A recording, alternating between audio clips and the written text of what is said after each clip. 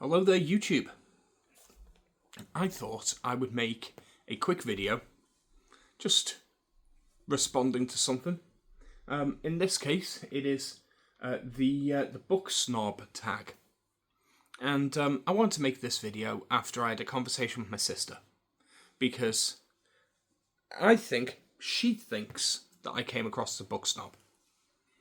And I want to answer these questions in a way that I think is different, because generally speaking, you get only two real answers to this tag. You get everyone who is desperately trying to prove they're not a book snob and saying that everything is literature and everything is fine and you should just read what you love, and so long as you're reading, everything is fine.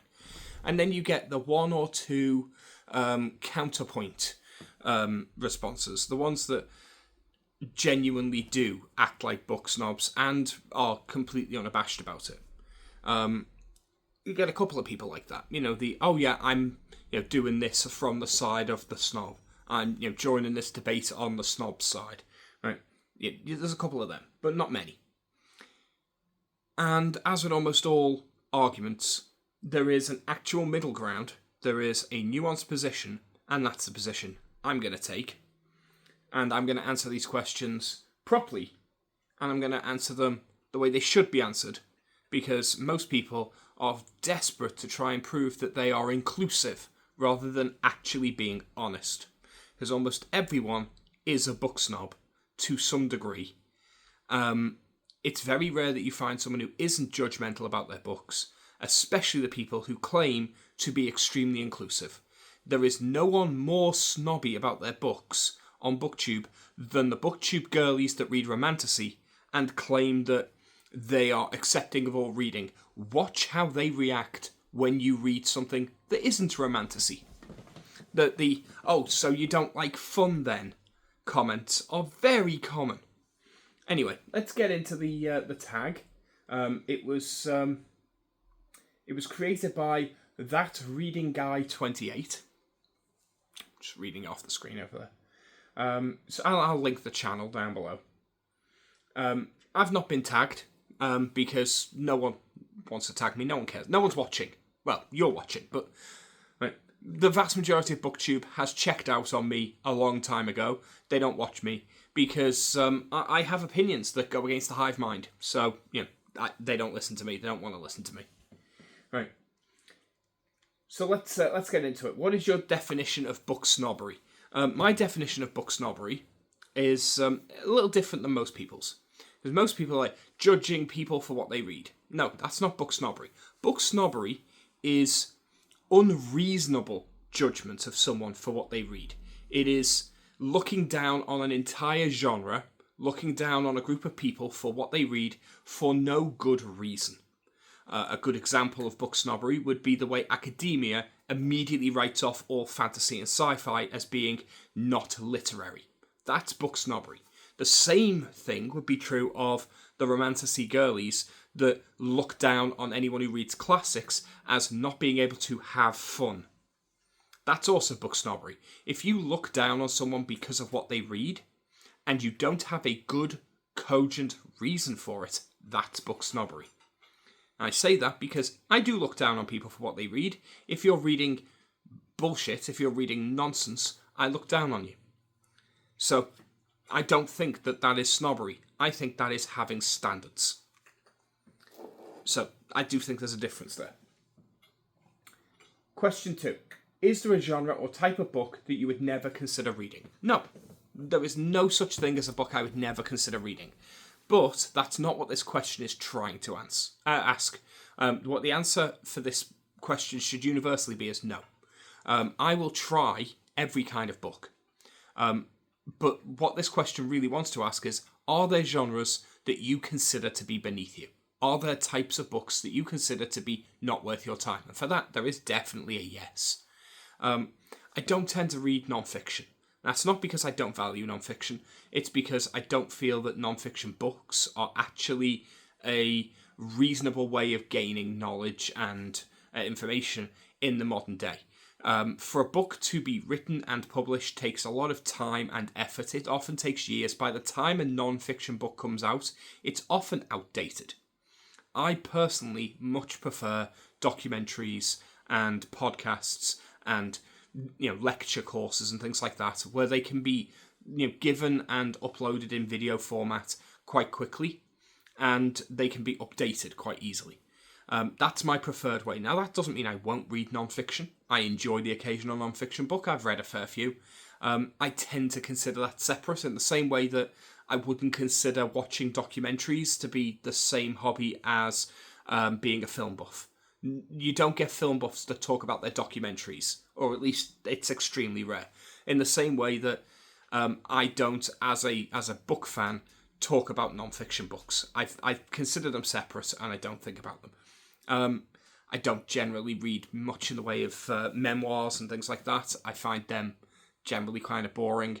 When you write fiction, you can get rid of the issues that often happen in memoirs and biographies, where the storyline feels convoluted or contrived, because real life is convoluted and contrived. Sometimes it can be really good. Sometimes a biography can be really, really fun.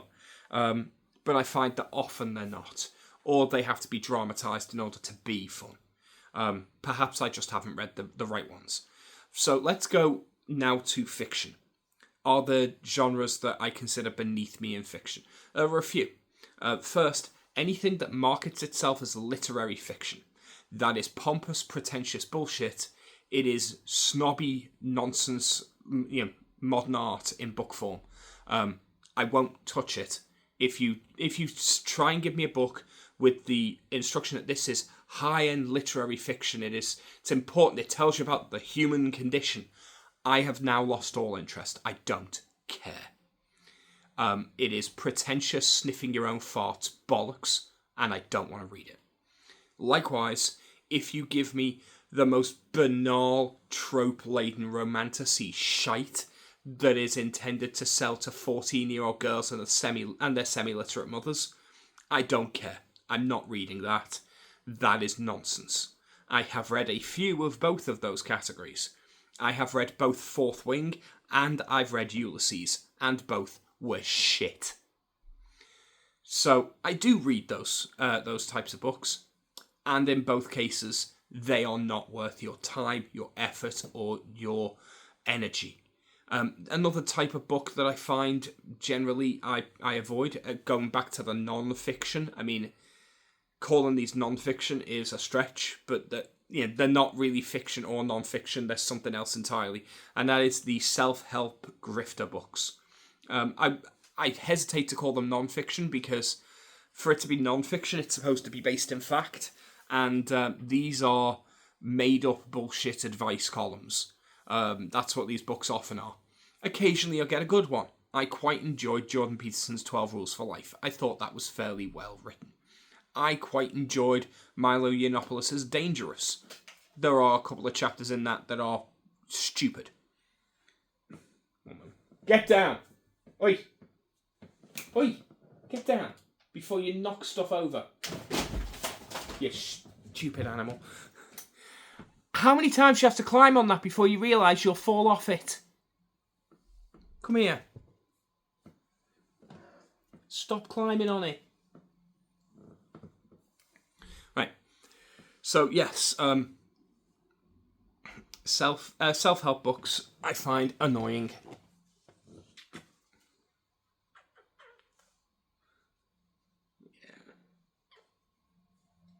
I don't want to shout at you, love. But I keep telling you not to climb it, yeah? And you keep falling off it every time. You're going to get yourself hurt. Yeah. Yeah. Right. Another example of books in that vein would be The God Delusion by Richard Dawkins. I quite enjoyed that book when I read it. Like philosophical books, religious books, like books on just worldviews, things like that. Again, though, The God Delusion I felt was long-winded, and it made its point, and then it continued to ram its point home for way longer than it needed. Right, so, next question, I think. Does erotica count as literature?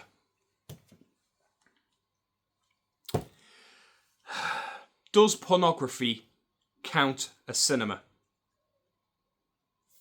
Do I need to go into any more detail? No, erotica is not literature. Put your fucking knickers back on, stop flicking your bean. No, it's not literature. In the same way that it's not cinema when a guy's wanking his way off to Pornhub or whatever. Right. It's not literature. It's porn. You're masturbating. Fucking stop it. Stop claiming that it's literature. I mean, you want to masturbate? Go ahead, be my guest. You want to sit there reading pornography and getting your jollies off, that's fine. But if you then bring your porn to the book club and expect me to take it seriously, you are going to get a dressing down for that. I don't show up with a porn DVD to a film club. Why do you think that because it's a different media and because it's a different gender doing it, that it's okay? It's not okay. Stop it. Now, to make it clear, having erotic elements in a book is fine. In the same way that a sex scene in a film does not make that film porn. A well-crafted sex scene in a film can make that film better. If you are writing a romance novel and you make that romance novel quite erotic, it can be that is a very explicit, very erotic romance novel that is still a worthwhile novel. That is not erotica. Erotica is badly written descriptions of sex intended to flick, flick, flick. That's erotica. Yeah. No one is treating porn like it's cinema. Stop treating erotica like it's literature. It's pathetic. Next question. Is it better to read classics than popular bestsellers? Yes. Yes, it is. I used to say no to this. No, I was wrong. Classics are better than popular bestsellers. Do you know how you can tell? Because they're classics. Because they've stood the test of time. The best of modern literature right now will be the classics of 2150. That's what a classic is. It is, contemporary literature that rose to the top. Now, occasionally, the best books of the year will get forgotten, and they'll get, and they'll go by the wayside, and we won't have them anymore. And sometimes a bad book will become canonized and will end up part of what most people think of as classics. This happens a lot. It's why books like fucking Ulysses are still considered classics and people keep treating them like they're special. Not all classics are better than all modern contemporary books. That's obviously not the case. But if you're reading popular bestsellers, what you're reading is lowest common denominator. Popular bestsellers are bestsellers because the most people are buying them. That doesn't mean they're the best. It means that they are the easiest to sell.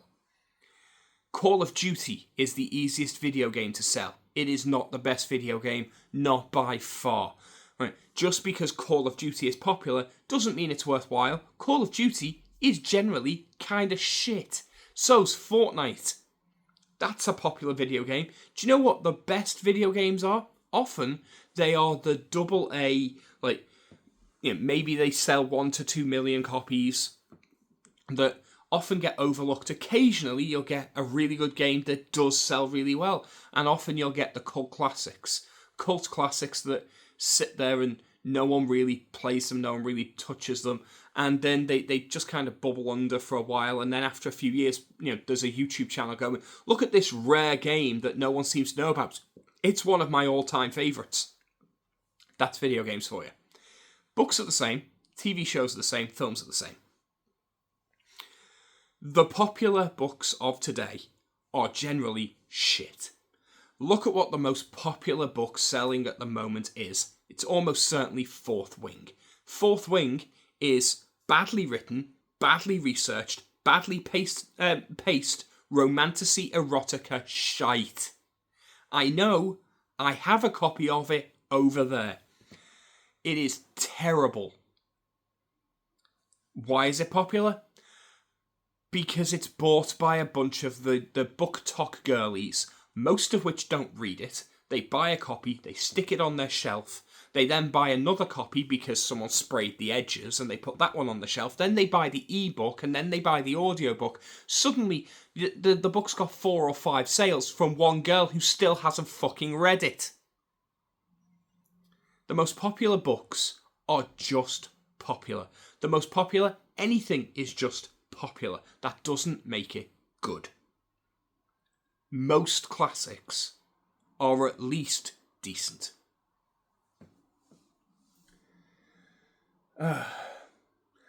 Next question.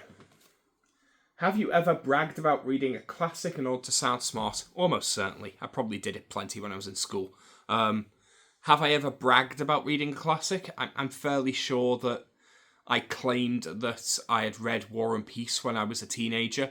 I'd read a bit of War and Peace, like I've read a few chapters, but I'm fairly sure I did that. Most people do. Most people brag about things and they lie when they're bragging. Do I do it now? Obviously not. That would be stupid. It would be very, very easily falsifiable as well. It would be very easy for someone to discuss a book with me and quickly ascertain whether or not I've read it. So that would be really, really foolish.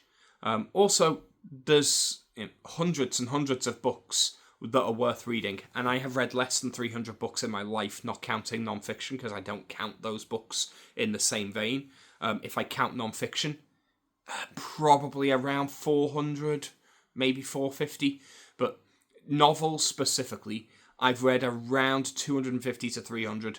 I don't know exactly. I do have my Goodreads, which I'll link below, which currently has 252 listed books as the amount I've read since the year 2000. I don't know how accurate that is. In fact, I know it's almost certainly not accurate because I went on today and realised that I'd left off Middlemarch, which I now put back in. So that was one of the books that I had forgotten to list when I was putting the list together. I tried to list every book. I tried to work out what I'd read, but who knows? Like, unless I actually track in the moments, it's going to be very difficult. I'm going to go back through and see if there's any missing and see about adding them over time.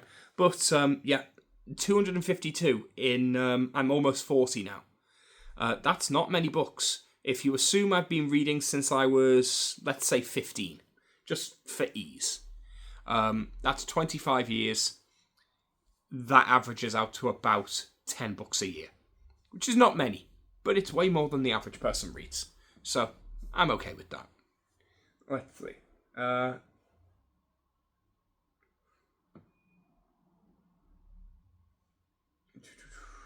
Do audiobooks count as reading? What about comic books or graphic novels? No, audiobooks don't count as reading. See my previous video on audiobooks or not reading. Do comics and graphic novels? Not really. Comics, graphic novels, manga, they're not reading in the same way that a novel is reading. Yes, you are still reading words on a page, but there is again a difference in media here. The medium has changed because now the main purpose, the main way that you're getting the story is visual. If you're reading a comic, you're reading a manga, you're reading a graphic novel, which is just a comic with pretentious aspirations. What you're doing is you're looking at panels of drawings, you're looking at illustrations, and you're telling yourself the story that way, with the only real written part being dialogue. Almost everything else is conveyed through images. So, is that really reading? I'm going to argue not. I'm going to say it is literally reading because you're reading words on a page, but I don't consider it to be the same process as reading a novel. I consider it to be something else entirely. However, like with the audiobook question, that doesn't make it inferior. That just makes it different. If you said that you like to read, I would assume you mean you like to read books. I would not assume you like to read comics or manga, because there are other terms people use for that. There are other ways people express that. If you say, I like to read I generally assume novels. That said, you could say I like to read and mean non-fiction. There really does need to be a defined difference between that, because when most people say I like to watch films, they don't mean documentaries. So I do feel that we do need to distinguish between fiction and non-fiction when it comes to reading. I don't know how we'd manage that, but it's something I do feel we need. Next question. Have you ever looked down at someone for reading a popular fluff book, i.e. a book with little substance to it, for example, a self-help book or a celebrity memoir? Yes. Obviously. Those were literally two of the examples I gave to previous questions. Yes, of course I've looked down on those people. Because those are terrible books and they're wasting their time. Do I look down on someone because I see them reading that? No, not really.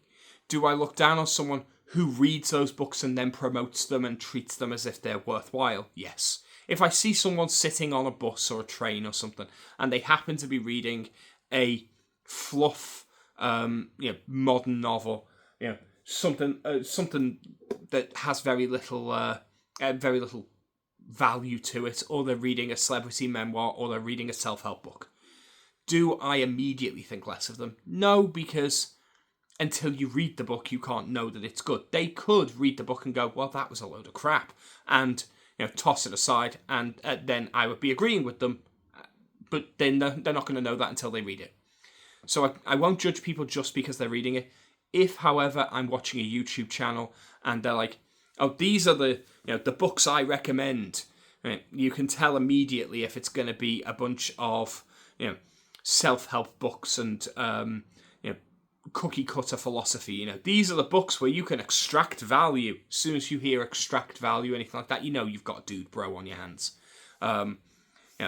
Return on investment is another one, if you hear that. But again, the other side is true. The girlies reading nothing but romantasy, they're just as brain dead.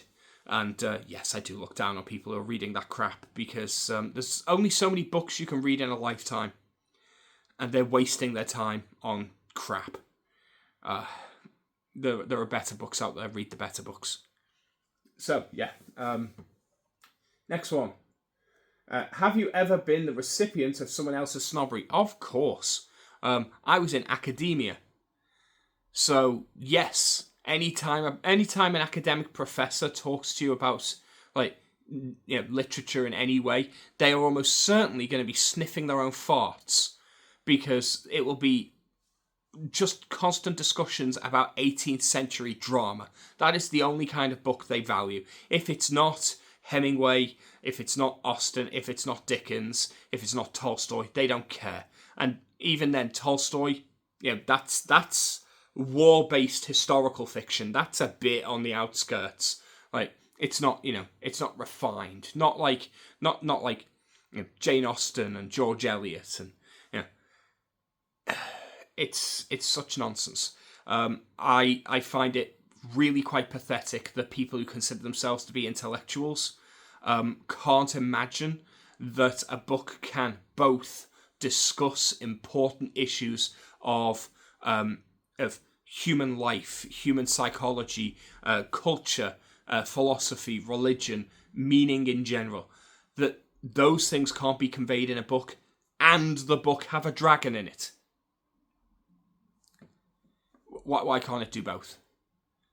What I see is that these people aren't trying to protect true literary experiences. They're not holding things to a higher standard. They're lacking in imagination. That's what I see. And they need to get over themselves, because they're not better than us, because we read books that actually have imagination in them, and inventiveness, and a fucking plot. A plot is not a bad thing. There is a movement in British literary fiction where a book having a plot of any kind is considered to be lowbrow. I'll also go another step forward. Books that are not labelled as literary fiction, and not labelled as classics, but are instead labelled as this new kind of category known as upmarket. That is literally snobby books. Upmarket fiction is just snobby books. It is pathetic that people actually put up with this stuff. If you are writing contemporary romance and contemporary drama, putting more flowery and complex language in it, and then having the characters act contemplative and introspective for a couple of chapters so that you can label it upmarket fiction is pathetic. It is the most pretentious bollocks I've seen in a good long while. I'll also, while we're on the subject, I rip another one apart. Women's fiction. What the fuck is that? There's no men's fiction. Why is there a genre called women's fiction in most bookshops? Especially when women make up more than 70% of published authors in the last 5 years. They make up more than 80% of editors. They make up more than 75% of publicists. Women control the publishing industry. Why the fuck do they have a women's fiction genre? All fiction is women's fiction at the moment. They outnumber men more than 3-1. So yeah, there are some genuinely pretentious and try-hard nonsense out there. There's also any gay and lesbian literature. If you are defining your literature based on who you like to have playing with your genitals, you're now crossing the line back into pornography. Stop it. Gay literature? No, there's no such fucking thing. There is literature, some of which will contain a gay character, some of which won't. That's just literature. Stories sometimes have gay people in them. Approximately 1 in 10. That's about right to be about representative of the world. If the average book contains gay characters, that would be a bit strange, unless it's like a big ensemble cast. But the average book should probably not be focusing on gay characters, because gay characters represent around 7 to 10% of the world. That said, there are going to be some stories about gay characters. That's just a story. Now, if you're specifically writing a story about a gay relationship, that's fine, but that's just a romance. That's all that is. If you're writing about the gay experience in the modern day, that's just a contemporary drama. Those genres already exist. We don't need LGBT as a fucking genre. It is so infuriating, and it drives people away from your cause, because now what you have isn't gay representation in literature. What you have is progressive woke the genre, which no one wants. Not even the people who claim they want it. No one wants it. The only people who buy it out of performative need so that they can show it off to others and prove that they're woke enough. Okay, so next one. Would you ever be friends with a snob? Well, the problem with this question is that my definition of snob is really nebulous and hard to pin down, because I guarantee the majority of what I've said would come across as snobby to most of the people on Booktube, because I have standards. And the problem is that a snob also thinks they have standards. In order for a snob and someone with standards to be different, the only difference that you need is to be able to justify your position. So yes, I would befriend a snob, because then I would debate with them about the things they're being snobby about, and I would prove them wrong. And if I did prove them wrong, they would then stop being snobby, and they would just have standards. The people who hate all snobbiness, and the people who act like having any kind of negative opinion about a genre or a style of reading or a style of book, those people aren't open-minded, they are mindless. There's a difference between being open-minded and being so open-minded your brain fell out. Having standards isn't snobby, but the difference between having standards and being snobby is being able to justify your standards. So, yes, befriend the book snob, because if their standards are based on faulty logic, if you can demonstrate their logic as faulty, then if they have integrity, they will stop holding that opinion. I may well have an opinion that is snobby. I may well be displaying book snobbery in this video. And if you describe why what I'm saying isn't true, then I will change that opinion. If you can demonstrate that I am wrong, I will change my stance. And that is the reason that I don't consider myself to be a book snob, because I'm willing to change those opinions. Which is the last question. But before we move on to that, there was one question before that. Are people who don't read less sophisticated than people who do? Generally, yes. If you do not read, you are probably less sophisticated than those who do. However, there are caveats to this. Some people don't read because they struggle with reading. If you are extremely dyslexic, if you are blind, if you are, if you struggle with language, if you are not first language English in a majority English speaking country, where reading for you would be difficult because whilst you may be conversationally fluent, you can't really get into the books. Those are all good reasons not to read. So, does that make those people less sophisticated? Not necessarily.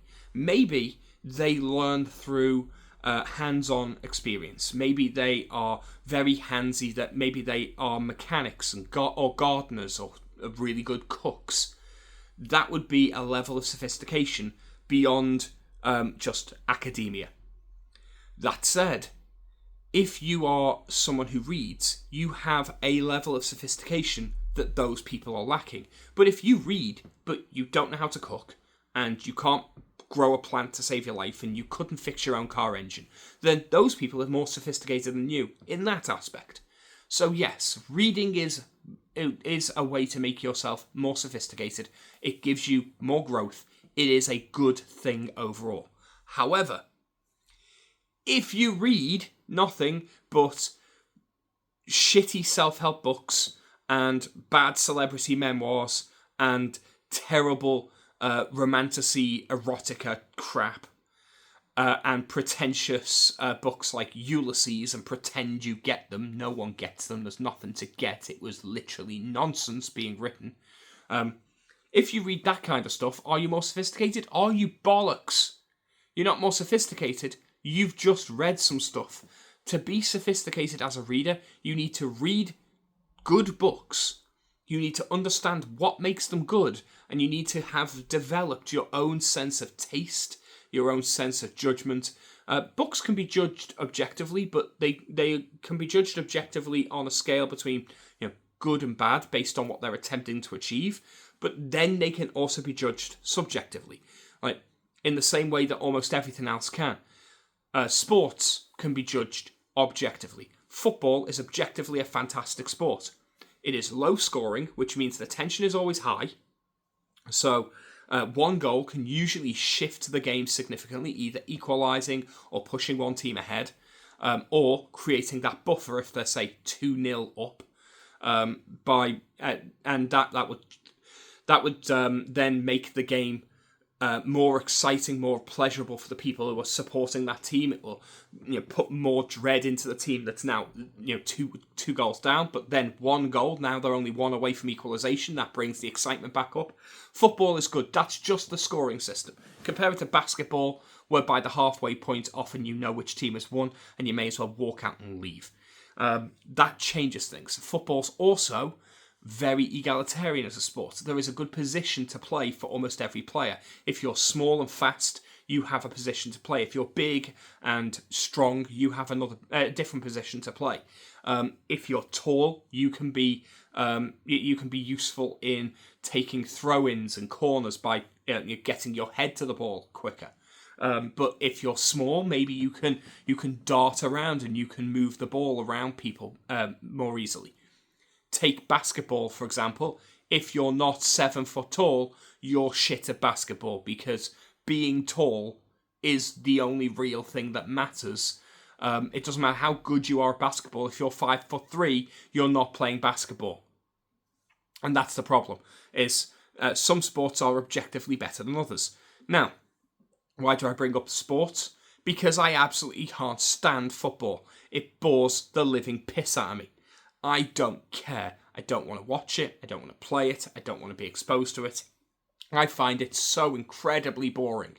However, I can still objectively judge that football is a good game. And for all the Americans out there, I'm talking about football, not hand egg. You know, the sport where you kick a ball with your foot, not where you kick a leather egg very occasionally, but usually carry it in your hands and throw it most of the time. How is that football? First of all, that's not a ball. Second of all, you're not using your foot. So it's not football. So yeah. American hand egg is not football. Not that I actually really care, because I don't like either sport. But that's not the point. The point was, are people more sophisticated if they read? Generally, yes. Not always. And you become more sophisticated by reading if you then take what you read and you learn from it, you grow from it, you discern a sense of taste from this. You have to be able to take the novels you're reading and internalize them, judge them.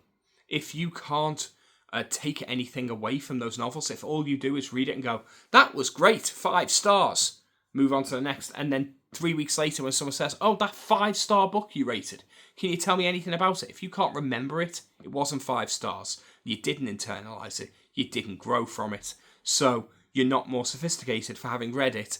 You may as well have sat on your arse and stared at the wall.